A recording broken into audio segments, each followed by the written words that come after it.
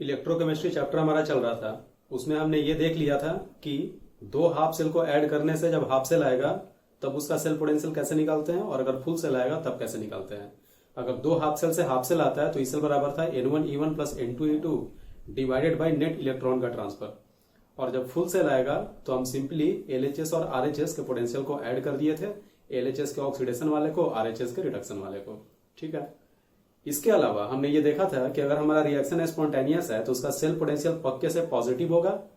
अगर impossible reaction है, non spontaneous है, तो उसका सेल पोटेंशियल नेगेटिव होगा। और अगर सेल पोटेंशियल जीरो आता है तो रिएक्शन हमारा इक्विलिब्रियम पे होगा।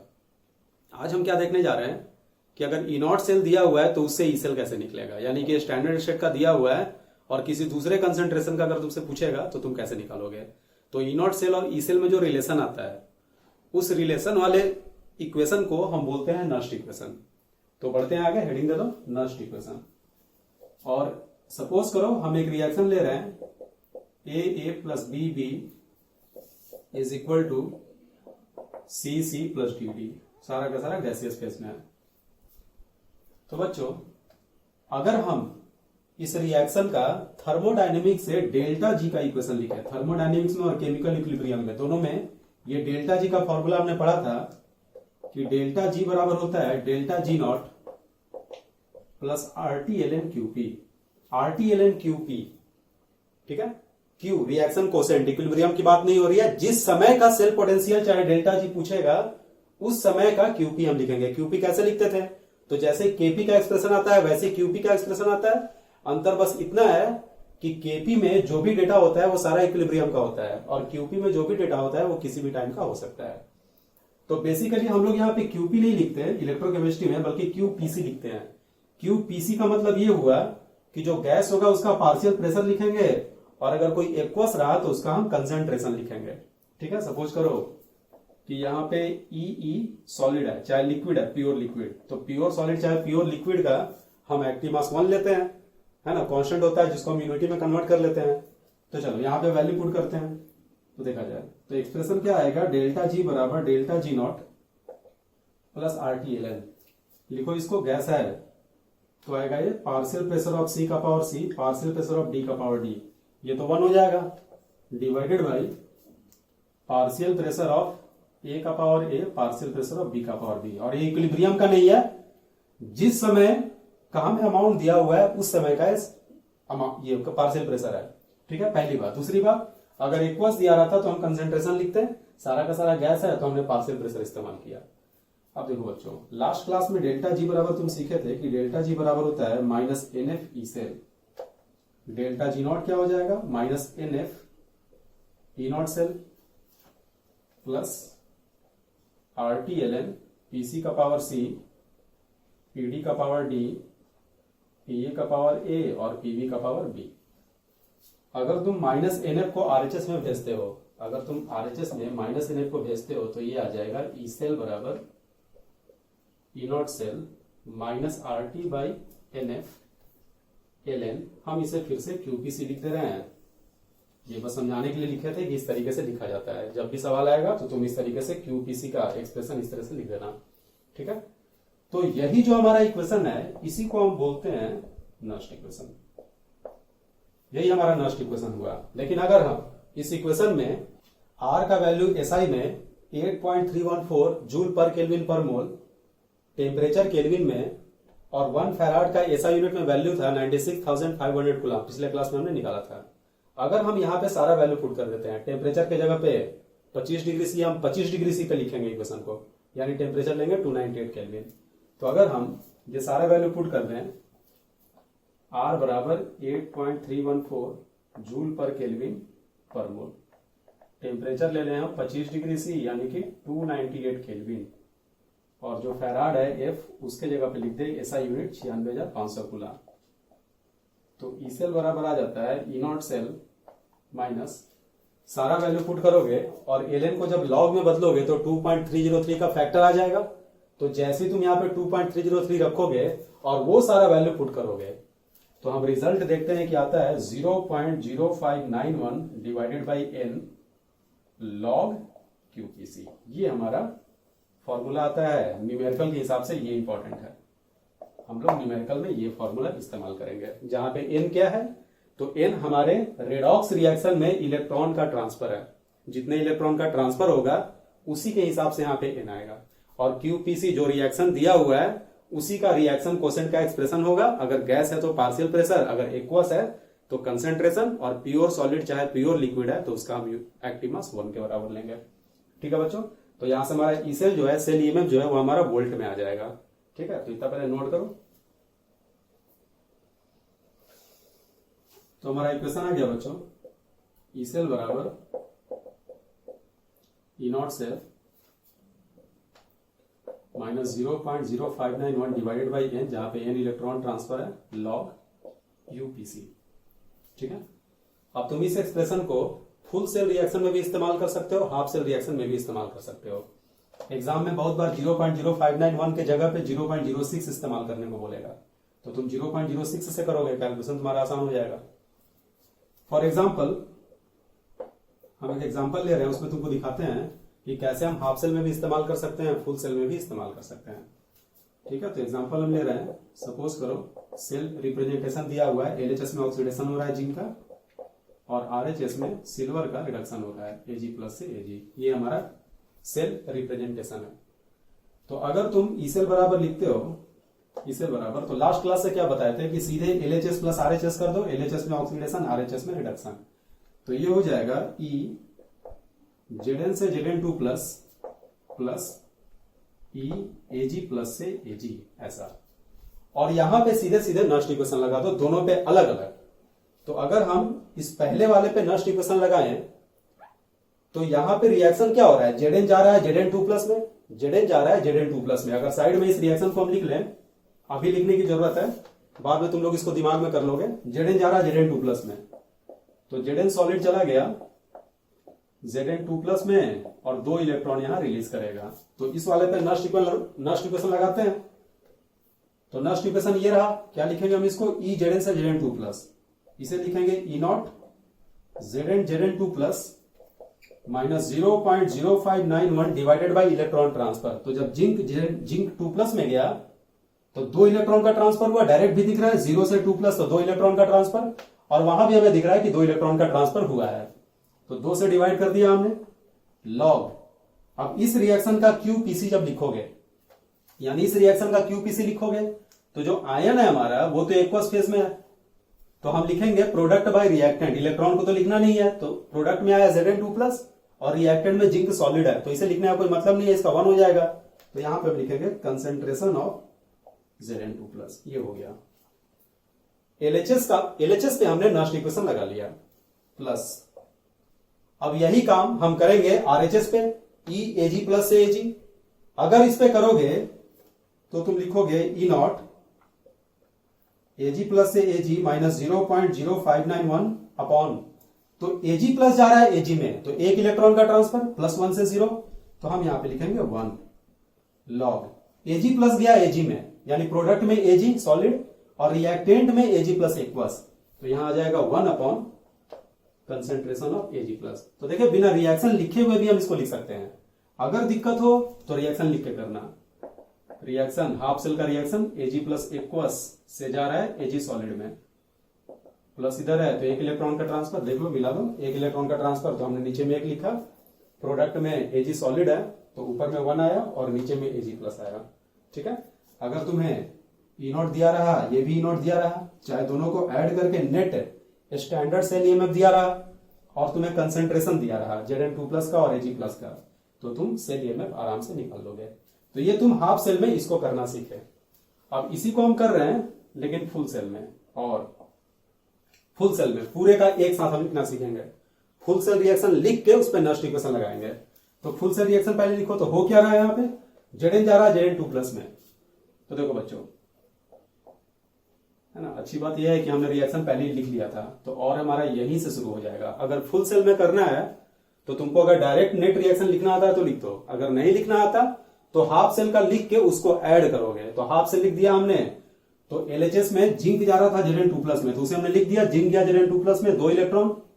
आरएचएस में एजी प्लस गया एजी में, इसे भी हमने लिख दिया लेकिन 1 इलेक्ट्रॉन। जब दोनों को ऐड करोगे तो यहां हम 2 से मल्टीप्लाई करेंगे, इलेक्ट्रॉन कट जाएगा और ये ऐड होकर क्या आएगा, तो ये आ जाएगा Zn solid plus 2 times Ag plus is equal to Zn2 plus जोड़ 2 टाइम्स Ag सॉलिड। ये रिएक्शन आया Ag प्लस एक्वस। हमारा कहना यह है कि तुम चाहो तो इस पे डायरेक्ट भी नर्स्ट इक्वेशन लगा सकते हो, तो लगाओ डायरेक्ट। तो डायरेक्ट लगाओगे तो क्या लिखोगे, ई सेल बराबर E naught cell minus 0.0591 upon, तो कितना इलेक्ट्रॉन कटा है बच्चों, 2। अगर तुम बोलोगे ये बिना लिखे अगर हम इसको लिखते हैं तो ये बिना लिखे हुए अगर तुम इसको लिखोगे तो तुमको ज्यादा सावधानी बरतना होगा। रिएक्शन को बैलेंस करना बहुत ही जरूरी है। देखो बैलेंस कैसे हुआ, यहां भी 2 पॉजिटिव, यहां भी 2 पॉजिटिव, तो चार्ज भी बैलेंस है, एटम्स भी बैलेंस्ड है। तो डायरेक्ट करोगे तो ये सब दिमाग में करना होगा, लिख के करोगे तो दिमाग नहीं चलाना पड़ेगा, ये आ जाएगा ऑटोमेटिकली खुद से। पहली बात। दूसरी बात, इलेक्ट्रॉन अगर लिखना है तुमको इस रिएक्शन के सहारे, एक तो तरीका ये हुआ कि 2 इलेक्ट्रॉन कटा तो हम यहाँ पे 2 लिखेंगे। दूसरा तरीका, इस रिएक्शन के सहारे करना है तो या तो ऑक्सीडेशन का काउंट कर लो, नहीं तो रिडक्शन का। तो ऑक्सीडेशन में देखो जिंक गया 0 से 2 प्लस में 2 का चेंज, यानी 2 इलेक्ट्रॉन लिखोगे। अब कोई बच्चा बोलेगा कि नहीं सिल्वर से निकालना है, तो सिल्वर से निकालो, +1 से गया 0 में 1 का चेंज, लेकिन 2 एटम है, तो 1 एटम के लिए 1 का चेंज, तो 2 एटम के लिए 2 का चेंज हो गया ये लॉग। अब यहां पे हम लिखेंगे इस रिएक्शन का रिएक्शन कोसेंट QPC। तो QPC क्या आएगा, प्रोडक्ट बाय रिएक्टेंट, और पावर में कोफिशिएंट आता है। तो यहां देखो Ag सॉलिड, ये तो होगा नहीं, 1 होगा इसका, तो हम लिखेंगे Zn2 प्लस डिवाइडेड बाई, ये भी नहीं आएगा लेकिन ये तो आएगा, और इसके कोफिशिएंट में 2 है, तो नीचे में क्या लिखोगे, Ag प्लस का स्क्वायर। ठीक है। E naught cell, full cell reaction का ई नॉट सेल क्या करते हैं फुल सेल के लिए, कल ही सिखाए थे। 2 हाफ सेल से जब फुल सेल बने तो सीधे सीधे हाफ सेल का सेल पोटेंशियल ऐड कर दो। तो तुम इसे लिखोगे ई नॉट Zn से Zn2 प्लस जोड़ ई नॉट Ag प्लस से Ag माइनस 0.0591 अपॉन 2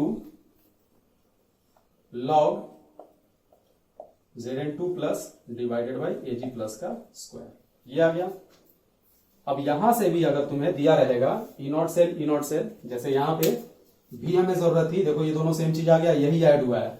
तो अगर तुम फुल सेल पे लगाते हो, ठीक है, तो भी तुम्हारा आ जाएगा। हाफ सेल पे लगाते हो तो भी तुम्हारा आ जाएगा, लेकिन हम लोग प्रीफर करते हैं हाफ सेल वाले को। रीजन, बैलेंस करने का लफड़ा फिर इसमें नहीं रहता। हाफ सेल में करोगे तो भले ही दोनों एक्सप्रेशन अलग अलग आ रहा है, इसको अलग करना पड़ेगा, इसको अलग करना पड़ेगा, लेकिन तुम इन दोनों को ऐड कर दोगे। यहां पे इस चीज को कॉमन लेके, मान लो यहां 2 है, तो यहां नीचे में 2 अगर डालोगे तो अंदर में पावर में 2 जाएगा, तो यहाँ पे Ag प्लस का स्क्वायर हो जाएगा। फिर दोनों को जब मर्ज करोगे तो सेम वही चीज आ जाएगा, Zn2 plus by Ag plus का स्क्वायर। तो दोनों अलग अलग इक्वेशन नहीं है, दोनों सेम ही इक्वेशन है, लेकिन इस वाले में बैलेंस करने में थोड़ा सा पंगा होता है। ठीक है, लेकिन अगर बैलेंस करना आता है तो भी तुम्हारे लिए आसान हो गया, पहली बात। दूसरी बात, अगर रिएक्शन में बैलेंस करके दिया हुआ है तब तो तुम इसी से करोगे, तब तो यही आसान हो गया। लेकिन अगर तुम्हें सेल रिप्रेजेंटेशन दिया हुआ है तो हाफ सेल में करना तुम्हारे लिए ज्यादा फायदेमंद होगा। ठीक है, खैर दोनों को अच्छे से प्रैक्टिस कर लेना, है ना। जरूर पेन चलाना, दोनों को खुद से लिखना आना चाहिए, अभी तुरंत पॉज करके, और मिलाना कि तुम्हारा सही आ रहा है या नहीं आ रहा है, पहली बात। दूसरी बात, अगर यहां मान लो हाइड्रोजन गैस दिया रहता है, हाइड्रोजन गैस से H+ में जा रहा होता है, ठीक है, तो फिर हम हाइड्रोजन गैस का पार्शियल प्रेशर इस्तेमाल करते हैं, क्योंकि यहां पे केवल आयन है, तो आयन एक्वस में होता है, तो हमने कंसेंट्रेशन इस्तेमाल किया। अगर कोई गैस होता तो हम उसका पार्शियल प्रेशर इस्तेमाल करते हैं। ठीक है, तो इसको नोट करो, एक बार प्रैक्टिस करो, उसके बाद एक और एग्जाम्पल हाइड्रोजन गैस को इन्वॉल्व कराते हुए लेते हैं। देखो बच्चों अगला एग्जांपल, लेफ्ट साइड में सपोज करो जिंक से Zn2 प्लस ही है, लेकिन राइट साइड में रिडक्शन हो रहा है H+ का H2 में। ठीक है, H+ का H2 गैस में, साथ में प्लेटिनम भी दिया हुआ है, लेकिन उससे कोई फर्क नहीं पड़ता, हमें रिएक्शन से मतलब होता है। तो अगर तुम इसको हाफ सेल में करोगे तो ई सेल बराबर, डायरेक्ट लिख रहे हैं LHS का, तो LHS क्या हो जाएगा, ई नॉट Zn से Zn2 plus minus 0.0591 divided by 2 log, ऊपर में कौन आएगा, Zn2 प्लस आएगा ऊपर में,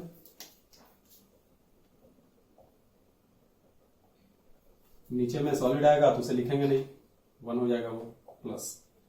अब ये देखो, ये इंटरेस्टिंग है, यहां पे क्या लिखोगे, तो यहां तो हो जाएगा ई नॉट H+ H2, ये तो आसान है, ये तो 0 होगा, ये दिया भी नहीं रहेगा। H+ H2 का स्टैंडर्ड पोटेंशियल जो होता है वो 0 होता है, माइनस 0.0591 डिवाइडेड बाई 1 लिखे या 2 लिखे तो तुम्हारी मर्जी।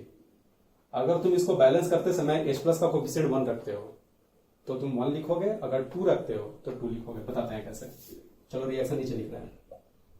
H प्लस सपोज करो गया H2 में, और कोई बच्चा जब इसको बैलेंस कर रहा है तो यहाँ हाफ लगा दिया और यहाँ एक इलेक्ट्रॉन लगाया। तो अगर यहाँ एक इलेक्ट्रॉन है तो तुम यहाँ 1 लिखोगे, लेकिन लॉग के बाद RHS में हाइड्रोजन तो लिखा जाएगा पार्शियल प्रेशर ऑफ H2 का power half divided by LHS में H प्लस, तो तुम लिखोगे कंसेंट्रेशन ऑफ H प्लस। सही है बच्चों, अगर ऐसे बैलेंस करोगे तो। लेकिन अगर कोई बच्चा इसको इस तरह से बैलेंस कर दे कि H प्लस एक्वस है, वो जा रहा है H2 गैसियस में, तो यहां अगर 2H प्लस लगा दे तो प्लस से 0, एक का चेंज 2 एटम के लिए 2 का, तो यहां लिखो 2 इलेक्ट्रॉन। और अगर यहां पे इसे आप लिखते हो तो पहले LHS वाला जस का तस लिख देते हैं, E0 Zn से Zn2 plus minus 0.0591/2 concentration of Zn2 plus, ये हो गया प्लस। अब इसका लिखना है तो इसको अगर लिखोगे तो ये फिर से क्या हो जाएगा E0 H प्लस H2। लेकिन जब तुम रिएक्शन वाला पार्ट लिखोगे तो यहां 2 इलेक्ट्रॉन का ट्रांसफर है तो नीचे में 2 आएगा, और लॉग के बाद प्रोडक्ट में हमारा हाइड्रोजन है तो ये हो जाएगा partial pressure of H2, coefficient है 1 तो पावर में 1 आएगा, divided by concentration of H plus का स्क्वायर आएगा। तुम बोलोगे अगर ऐसे बैलेंस करा गया तो ये एक्सप्रेशन आया, इस तरीके से हमने बैलेंस किया तो ये एक्सप्रेशन आया। क्या दोनों से आंसर सही है, सेम आएगा? तो बिल्कुल सेम आएगा, देख लो, चेक कर लो। जैसे देखो यहां पे 2 है ना, और यहां पे 1 है, यहां डिनोमिनेटर में 1 है। तो अगर तुम यहां पे 2 से मल्टीप्लाई करते हो नीचे में, तो 2 से ऊपर में मल्टीप्लाई करना होगा, और जो ऊपर में 2 होगा उसको लॉग के अंदर में ले जाओगे तो वो पावर में चला जाएगा। तो जब यहां 2 आएगा तो यहां अंदर में पावर में 2 आएगा, और पावर का 2 हाफ को कैंसिल कर देगा, और यहां H प्लस का स्क्वायर आ जाएगा, जो कि वहां पे सेम एक्सप्रेशन है, partial pressure of H2 by H plus का स्क्वायर। कहने का मतलब बैलेंस तुम कैसे भी करते हो, ई सेल पे कोई फर्क पड़ने वाला नहीं है। वैसे भी कल बताया गया था कि हमारा सेल ईएमएफ जो होता है वो एक इंटेंसिव प्रॉपर्टी होता है, और इंटेंसिव प्रॉपर्टी को साइज से, मास से, अमाउंट से, बैलेंसिंग से कोई मतलब नहीं होता है। तुम चाहे जैसे भी बैलेंस करो, है ना, इसके वैल्यू पे कोई फर्क पड़ने वाला नहीं है। हाँ, तुम डेल्टा जी निकाल रहे होते तब इसके वैल्यू पे फर्क पड़ जाता। ठीक है बच्चों, तो नोट कर लो इसको, और इसी को फुल सेल रिएक्शन में भी लिखने का प्रयास करो। चलो लिख ही देते हैं फुल सेल रिएक्शन में। तो पहले फुल सेल रिएक्शन लिख रहे हैं, तो जिंक जा रहा है Zn2 प्लस में। देखो हम डायरेक्ट लिखना सिखा रहे हैं, इस बार डायरेक्ट लिखते हैं रिएक्शन बिना हाफ से लिखे हुए। तो पहले हम साइन देते हैं इक्विलिब्रियम का। लेफ्ट साइड में कौन है, जिंक सॉलिड, और वो गया किसमें, Zn2 प्लस प्रोडक्ट में। और H प्लस जो है, H प्लस को हमने लेफ्ट साइड में लिखा, जो पहले होता है ना, LHS में जो पहले होगा वो रिएक्टेंट, वो जा रहा है Zn2 प्लस में, तो Zn2 प्लस प्रोडक्ट। उसी प्रकार से RHS में जो पहले है H प्लस वो रिएक्टेंट, और H2 हमारा प्रोडक्ट हो गया, तो H2 चला जाएगा यहां पे। कैसे बैलेंस करा जाए, तो जिंक जब Zn2 प्लस में गया तो 2 इलेक्ट्रॉन का ट्रांसफर, तो इसमें भी 2 का ट्रांसफर होना चाहिए। तो 2 का ट्रांसफर कराने के लिए तुमको यहां पे 2 करना होगा, 2H प्लस H2। यहां तुम हाफ नहीं कर सकते क्योंकि 1 इलेक्ट्रॉन का ट्रांसफर होगा।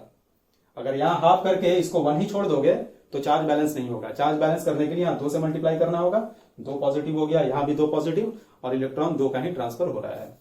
अब यहां पे ई सेल अगर लिखोगे, ई सेल बराबर, तो E0 सेल क्या आ जाएगा, E0 Zn से Zn2 प्लस जोड़ E0 H प्लस से H2, डायरेक्ट हमने लिख दिया E0 से, माइनस, नीचे लिख दे रहे हैं, माइनस 0.0591 डिवाइडेड बाई कितना इलेक्ट्रॉन का ट्रांसफर, तो जिंक गया Zn2 प्लस में 2 का ट्रांसफर, H प्लस से निकालोगे तो +1 से 0, 1 का, 2 एटम के लिए 2 का, नीचे में 2 लॉग। अब देखो यहां पे QPC तुम देखोगे, QPC कैसे लिखेंगे, लॉग प्रोडक्ट, तो Zn2 प्लस एक्वस है तो हम लिखेंगे Zn2 प्लस का कंसेंट्रेशन।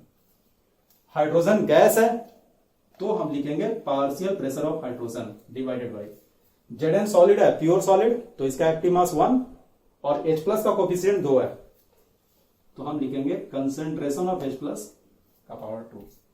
ठीक है, ये सारी जानकारी अगर आपको पता होगी तो आप ई सेल निकाल लोगे। कहने का मतलब E0 सेल से ई सेल निकल जाएगा, ई सेल से E0 सेल निकल जाएगा, ई सेल E0 सेल दे दिया तो तुम्हें कंसेंट्रेशन किसी का भी चाहिए तो वो निकल जाएगा, और अगर concentration E0 cell E cell दे दिया तो नंबर ऑफ इलेक्ट्रॉन भी तुम निकाल सकते हो चाहो तो यही 4 वेरायटी का सवाल इसमें बन सकता है।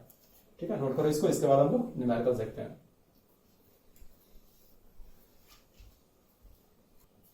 चलो कुछ सवाल देखो बच्चों।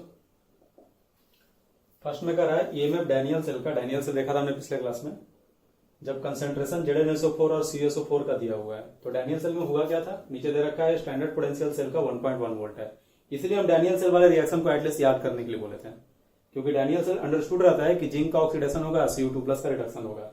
देखो 1.1 वोल्ट दिया भी है, यही आया था, जिंक के ऑक्सीडेशन का 0.76, कॉपर के रिडक्शन का 0.34, ऐड करके आता है 1.1 वोल्ट।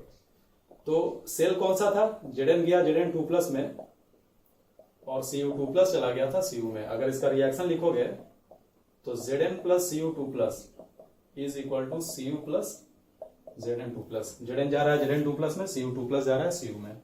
Cu2+ का कंसेंट्रेशन दिया हुआ है, CuSO4 का दिया है 0.1 मोलर, तो वाटर में ऐड करोगे तो Cu2+ जो यहां से आएगा वो 0.1 मोलर होगा, और Zn2+ ZnSO4 से आएगा 0.001 मोलर।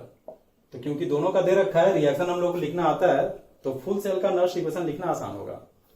तो ई सेल बराबर क्या लिखेंगे हम लोग, ई सेल बराबर E naught cell minus 0.0591 divided by 2 log 2, क्यों, Zn से Zn2+, 2 का चेंज, Cu2+ से Cu, यहां से भी 2 का change, log concentration of Zn2+ divided by concentration of Cu2+, बाकी दोनों सॉलिड है तो आएगा नहीं।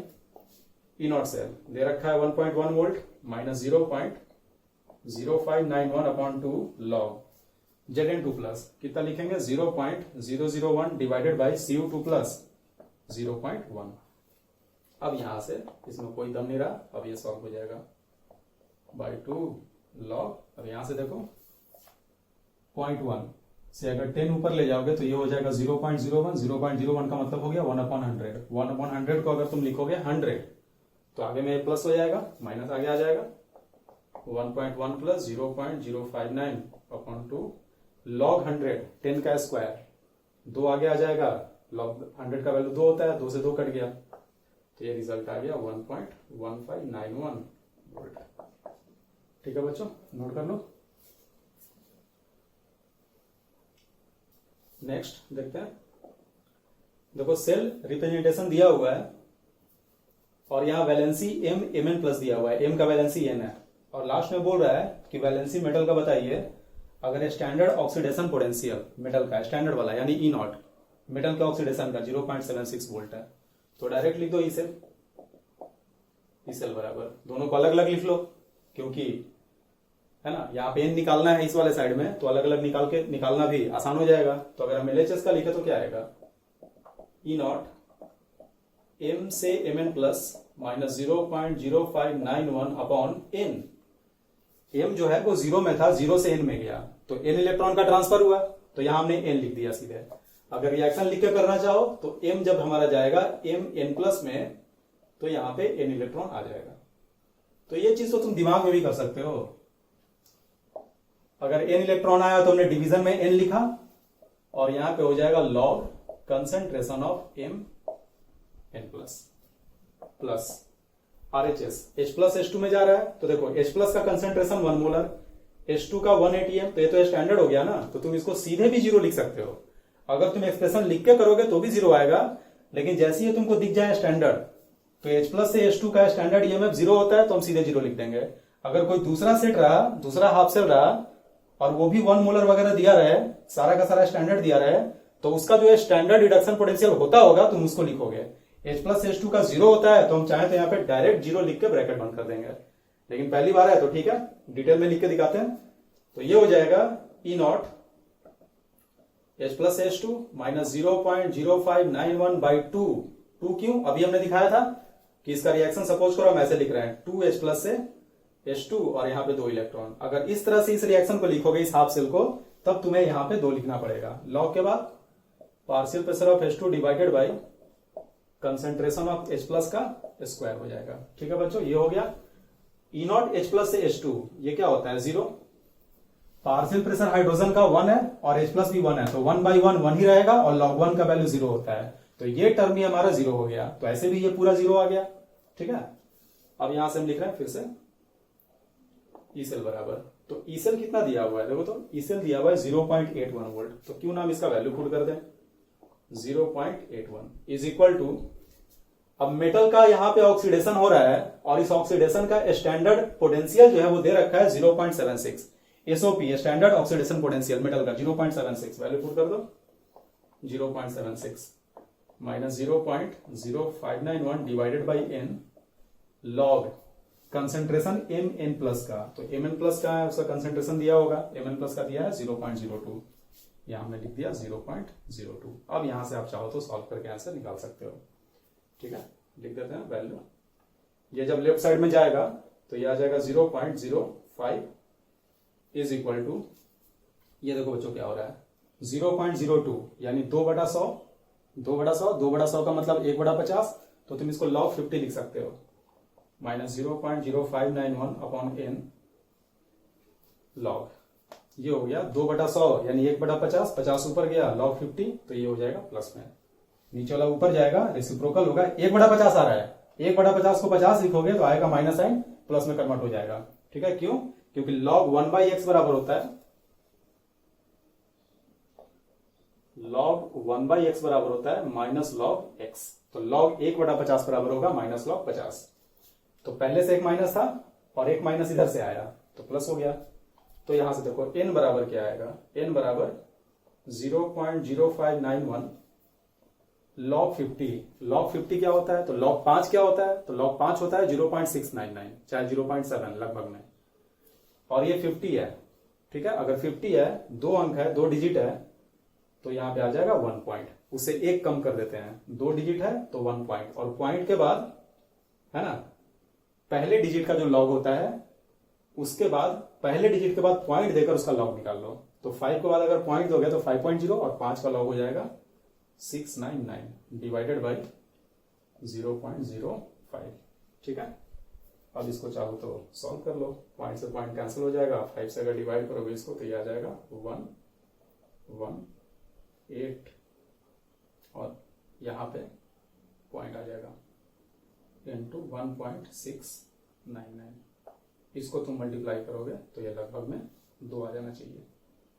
ठीक है, हो गया, ये भी नोट कर लो, तुम लोग एक बार इसको कर लो, बस यहाँ पे सिंपली कैलकुलेशन है, वैल्यू तुमको पुट करना था और एन निकाल के लाना था, नोट करो।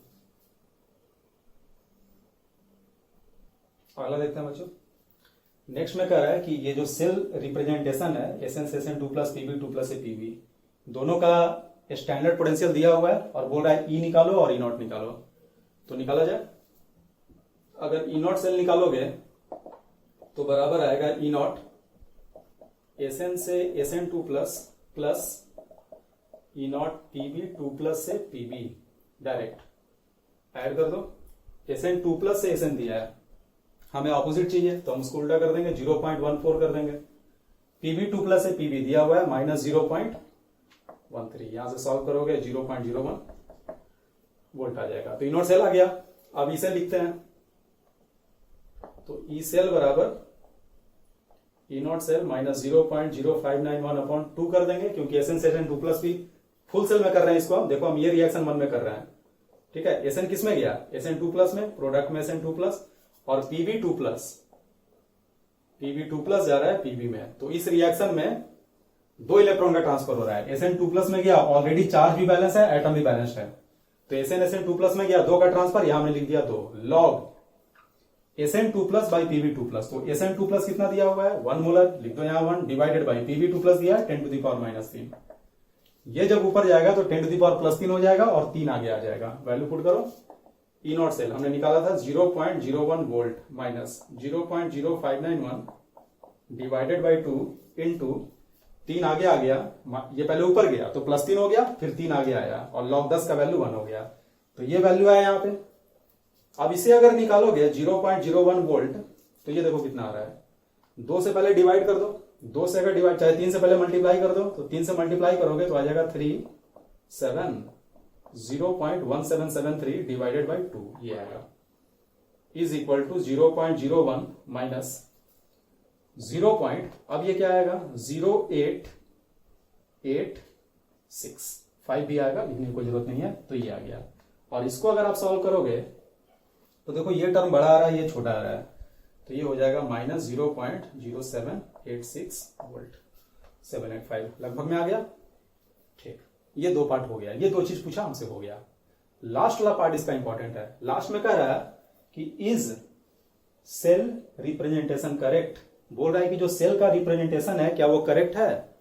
तुम्हारा आंसर होगा वो करेक्ट नहीं है। क्यों नहीं है? तो देखो, जब तुम इस हाफ सेल को इस हाफ सेल से कनेक्ट करोगे तो रिएक्शन वही होगा जो स्पॉन्टेनियस होगा, और जो रिएक्शन दिया हुआ है, ये रिएक्शन दिया हुआ है रिप्रेजेंटेशन के हिसाब से, ये रिएक्शन दिया हुआ है, लेकिन ये रिएक्शन हो नहीं रहा है। क्यों नहीं हो रहा है? क्योंकि हमारा सेल पोटेंशियल जब हमने निकाला तो वो नेगेटिव आ गया। नेगेटिव का मतलब होता है कि रिएक्शन हमारा नॉन स्पॉन्टेनियस है, और अगर ये रिएक्शन नॉन स्पॉन्टेनियस है तो सेल जो है उसमें तो वही रिएक्शन, ये तो तुम थियरी पे लिख दिए कि ये अगर होगा तो पोटेंशियल कितना आना चाहिए, लेकिन ये होगा ही नहीं क्योंकि नेगेटिव हो रहा है। तो फिर होगा क्या? तो ऑटोमेटिकली खुद से रिएक्शन उस डायरेक्शन में जाता है जो डायरेक्शन स्पॉन्टेनियस हो, और अगर SN और Pb2+ से इनका बनना नॉन स्पॉन्टेनियस है तो इसका उल्टा डायरेक्शन स्पॉन्टेनियस होगा। तो यहां तक जो सवाल पूछ रहा था उसे हमने निकाल दिया। आगे अगर तुमसे बोलेगा कि रियलिटी में क्या होगा तो हम उसको इसके आगे बताने जा रहे हैं। ऊपर से थोड़ा सा हम मिटाएंगे, आपको अगर नोट करना है तो नोट कर लो। ऊपर का सवाल हम मिटाएंगे, वैसे भी तुम लोग उसको नोट कर लिए होंगे, ठीक है। मिटाते हैं ऊपर का पार्ट।